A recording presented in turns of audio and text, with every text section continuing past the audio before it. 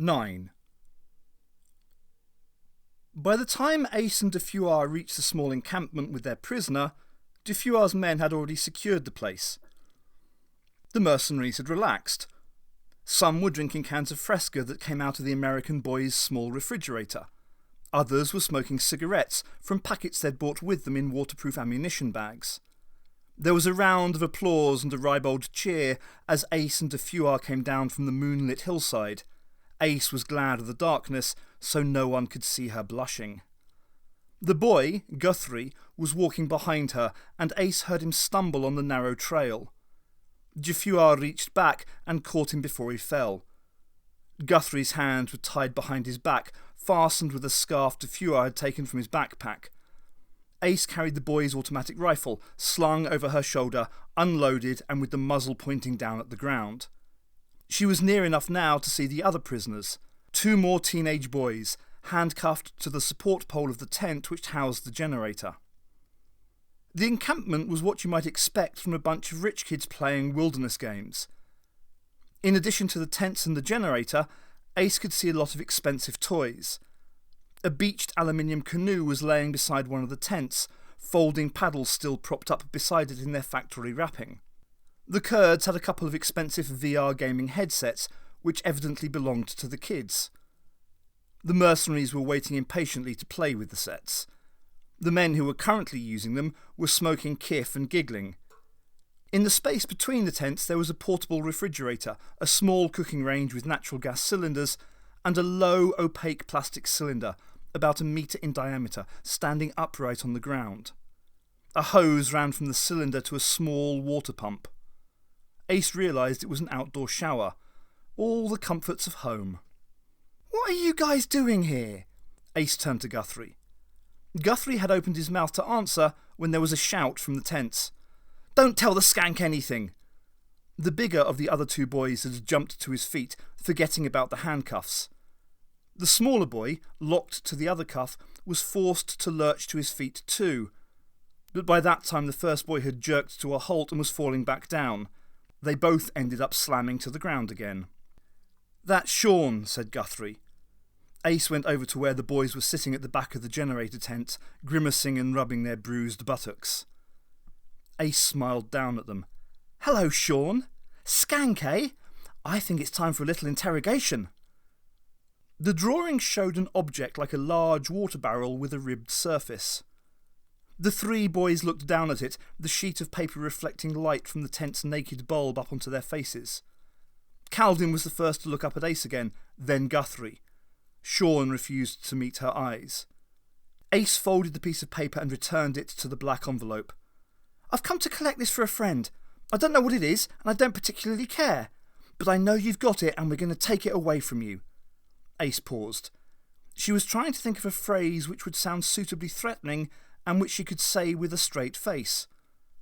The 3 boys were sitting facing her in the centre of the tent on folding chairs, their hands untied. The Kurdish mercenaries moved around behind them, helping themselves to food from plastic plates on a low picnic table. The boys' refrigerator stood outside, door hanging open, ravaged and dead. One of the Kurds had shot it at close range, testing a confiscated weapon. One blast had torn the small Kenwood fridge to pieces. Ace didn't like to think what would have happened if one of the boys had managed to open fire on the Kurds. Defuar sat on the floor of the tent behind her, eating vegetarian chili from a plastic carton. He looked like a kid with the gaming headset over his eyes. The other Kurds were smiling and laughing, all tension gone. But Ace knew that if they'd received fire from the encampment, all these boys would be dead now. The Kurds were professionals. She was still trying to think of a convincing threat when she was distracted by a quiet rasping sound. She looked up and saw that the youngest boy, Calvin, had begun to cry. "Shut up, you little suckhole!" Sean was definitely Ace's least favourite of the 3. "If you don't shut up, You won't do anything," said Ace. "We're never going to tell you where it is," said Sean. "Why don't you start searching the island now? It'll only take you about 3 weeks." "Why don't you act like a nice polite boy?" said Ace. "Sit on it and rotate," said Sean. "None of us are saying anything." It's down on the beach. Guthrie! Buried just below the high water mark. Guthrie, what are you doing? We figured it would help to keep it cool. Don't tell her, Guthrie! Just shut up, Sean. I'm sick of this. I want to go home. He looked at Ace.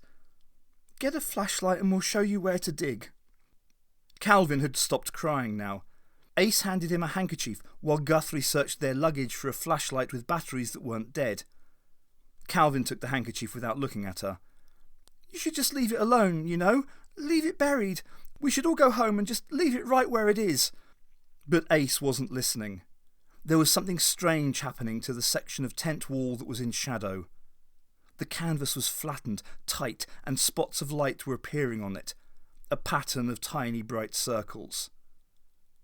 Ace stared, fascinated, as the phenomenon continued, spurts of dust blasting up from the floor of the tent, tiny holes bursting in the orange fabric, the darkness of the ground visible through them. A plastic beaker had been knocked off the picnic table and was falling slowly to the floor. More holes appeared, and now Ace could hear the sound like a drill tearing at a road surface. The Kurds were all yelling. Jafua reached to pull Ace down, but she was already throwing herself to the floor, dragging Calvin with her. She lay on the damp canvas as the next blast of bullets ripped through the tent wall and raked the floor opposite, shredding a sleeping bag and blowing synthetic fleece up in a cloud. The Kurds had dragged the other two American boys down onto the floor. Plastic furniture exploded around them, brittle fragments showering down on Ace's back.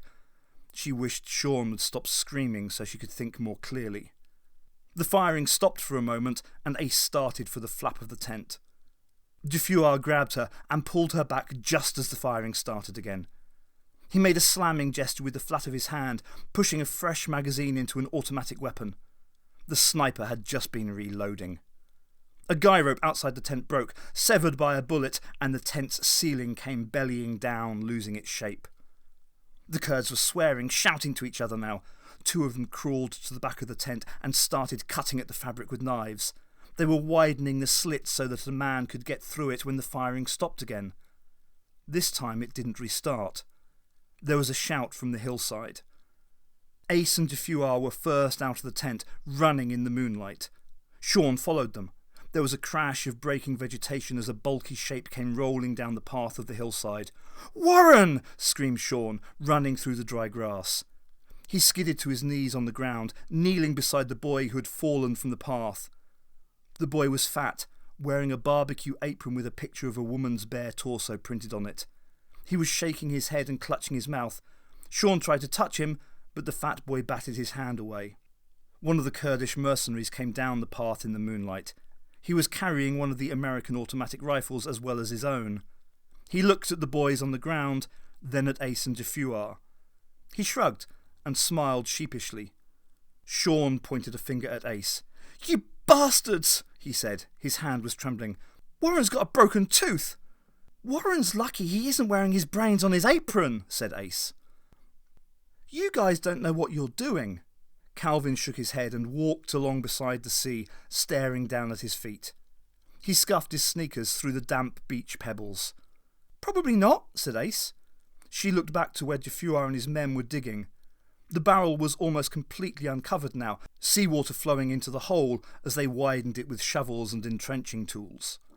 The moon was behind clouds, and they worked by the chemical light of snapsticks. Calvin brushed a strand of his long black hair away from his eyes. "We came here so nothing like this would happen." "Nothing like what?" "You people, coming here and taking it away. The government." He looked back at the barrel. The Kurds were wrestling it out of the ground. "We're not the government," said Ace. Calvin shrugged. "No difference," he said. "What are you going to do now?" "Go back home. Back to the States. Our parents are all worried sick. I guess it never would have worked." He looked up at the dark bulk of the island rising away from them, up at the sea. "I came here with my parents. Family vacation when I was 10. It seemed like the other side of the world." "It is the other side of the world," said Ace. "Distance doesn't exist anymore. You never heard of the information revolution. I should have known someone would find us here. When they knew what we had, we were stupid." "No, you weren't. You did a good job." "Don't humour me. You think I'm going to start crying again, right? Ace smiled in the darkness. Right, she said. We thought we were like the Three Musketeers, you know. Except there were 4 of you. There were 4 of the Three Musketeers too. We swore we'd all work together and guard it and make sure nothing bad happened. Nothing bad has happened, said Ace. You really don't know what you're doing, do you? You don't know what you've got. I've got a friend. He knows. I hope you're right. Calvin picked up a stone and snapped his arm hard, throwing out into the darkness over the sea. Ace listened, but she didn't hear a splash. There were slopping noises from inside the barrel as if it was full of liquid. Ace listened to the sound as it was unloaded and carried to the Mercedes diesel van that was waiting by the docks. It went into the back of the van with room to spare. The mercenaries crowded into the front, as far away from the drum as they could get, Ace noticed.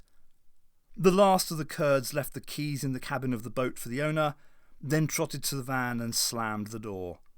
Jaffuar leaned out the window and waved to Ace, and then the engine started, the van lurched, and they were gone, headlights sweeping across the marina, leaving her in a cloud of diesel that drifted away over the water.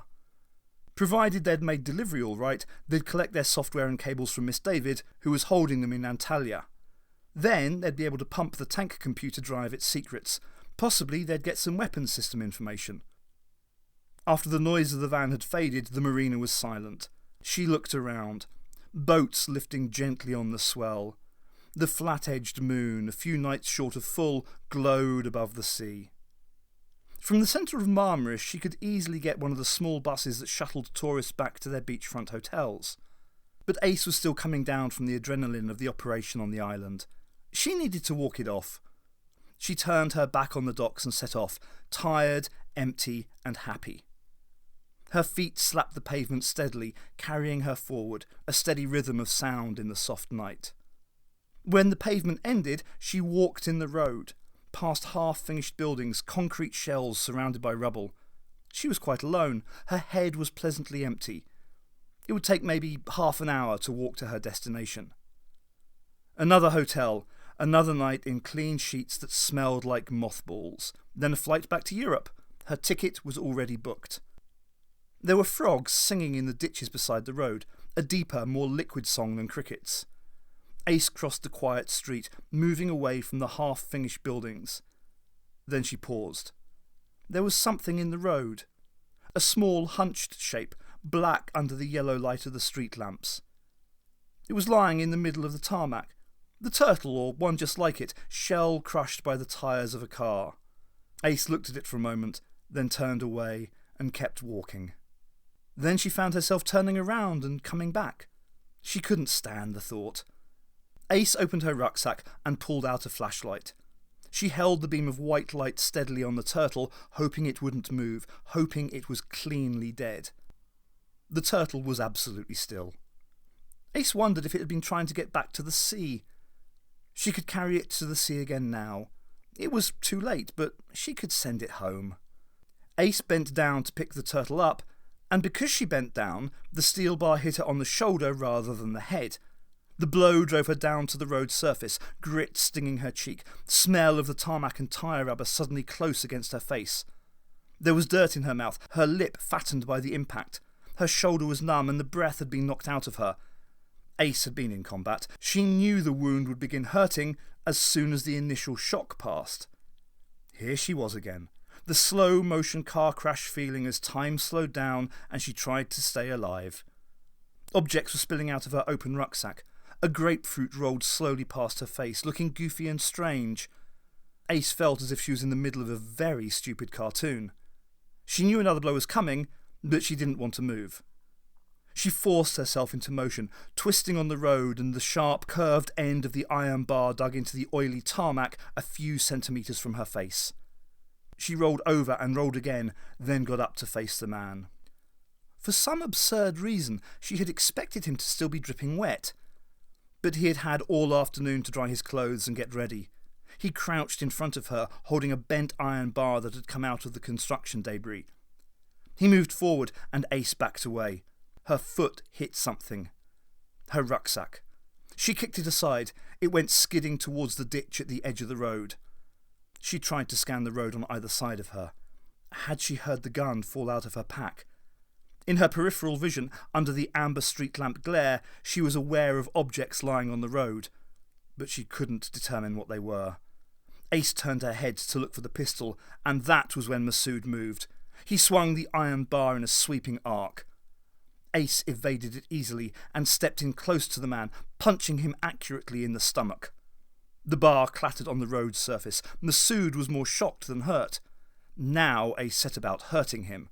She hit him in the windpipe with the ridge of her knuckles. He made a sound and clutched at his throat. He doubled over, not even looking at her. Ace knew she had him now. She could take her time. She moved forward to hit him again. Ace never saw the blow. She saw the moon, a streetlight, the road coming up at her again. Masood was moving very quickly. She hit the road and he was on top of her. For a moment they rolled across the oil-stained tarmac. Ace could smell the sweat on him, the sea smell from his long swim. They were too close to hit each other effectively. They wrestled and jabbed clumsily, each reaching back to gain leverage for a blow. Ace felt her fingertips brush against the sharp edge of the turtle's shell. Sharp shell, heavy body of the dead animal. She could feel the weight and the cutting edge of it in her mind. There was no way she could reach it with her right hand. She had to reach with her left arm. Her injured shoulder burned fiercely, muscle tearing as she began to move. Masood was rocking back, grunting as she forced him away with the slow pressure of her knee. Her fingertips brushed the edge of the shell again. The pain in her shoulder abated, then came back in a flood. It seemed to rush into her mind.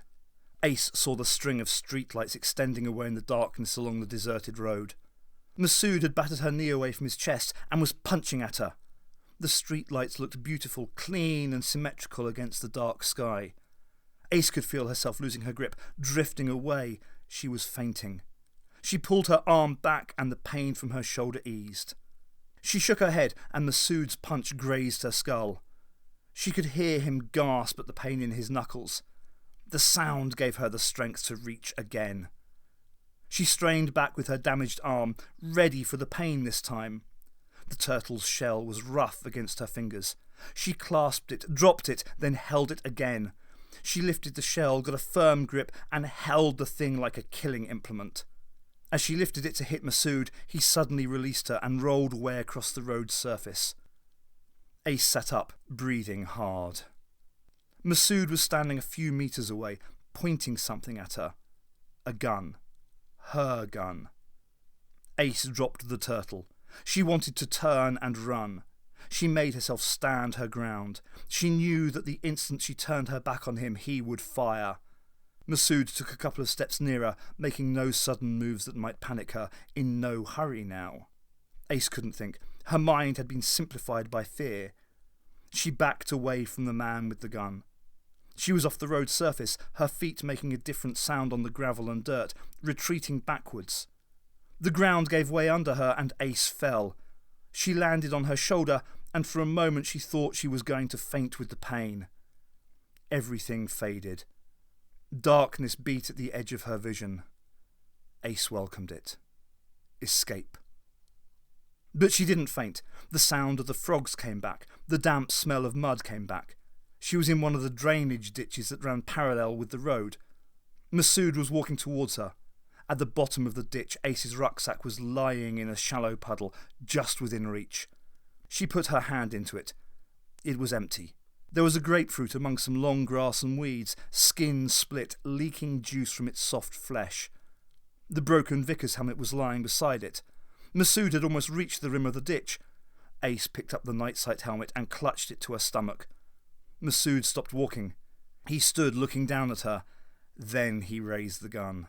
Ace thumbed the control switch on the helmet and twisted the broken faceplate. A hairline of red laser light crept along the dirt inner wall of the ditch. Ace adjusted the eyepiece, directing the beam at Masood. The second blow to the helmet had caused a loose circuit board to settle back into place. The control chip for limiting the intensity of the laser was still dislodged, but the sighting mechanism was functioning again. As the thread of laser light scorched Masood's cheek, the resettled chip recognised the contours of a human face. It analysed the curve of a cheekbone and error-corrected, locking in on where it expected to find the user's eye. It found Masood's eye, overshot slightly, swung back and directed its beam straight through his iris. The uncontrolled laser beam needled out silently, barely visible in the dusty air of the summer night. It went in through the front of Masood's eye and into his brain, through the frontal lobe and sweeping into the motor and sensory areas. Masood saw a brilliant light. It filled his vision. It was the sun over the shoulder of his sister. She was standing on a mound of drought-cracked mud in the resettlement camp, looking down at him with the sun behind her. Masood hated her. He hated her for letting them put her in the truck that went east while they put him in the truck that went west. Darkness in the truck and the smell of fuel, hot smell of the plastic seats. When his mother had the fever, Masood fetched water for her. He carried it in a Coca-Cola bottle, filling it from the tap in the courtyard. His small bare feet slapped on the concrete. His mother stirred with the fever. Her lips were cracked and dry like the mud his sister stood upon. He picked up the Coca-Cola bottle and ran down the corridor towards the courtyard. The doorway glowed brightly at the end of the corridor. The corridor was long and dark. Masood ran along, weightless, his feet flying. But the small bright light at the end grew smaller. The corridor grew darker. Masood ran more quickly. Ace got out of the ditch, moving awkwardly, favouring her shoulder. Her mouth was dry. Masood lay by the side of the road, dead. Ace found she was still clutching the helmet. She let it drop back into the ditch. She left the rucksack and everything that had spilled out of it. Now the pain in the shoulder was spreading down to her fingers. Ace couldn't move her arm. She walked back across the bare ground with the abandoned construction equipment, retracing her route towards the lights of the marina and the shopping streets.